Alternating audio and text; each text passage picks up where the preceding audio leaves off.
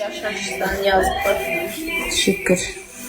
Deyib demir ha. Tərsliyə bax. Yaxşılar yoxsa şey belə ama. Koftasına şalvar da dəsti. Pencəyə də var. Prosta evdən. Dəstəm qızlar. Ayrıca saçlarına bakın kızlar. Görün ne güzel uzanır. Öyle. Evet de var. Böyle güzel. Uzadıram saçları. Leman üstüne şey. Aynı uşak değişiyor. Maşallah.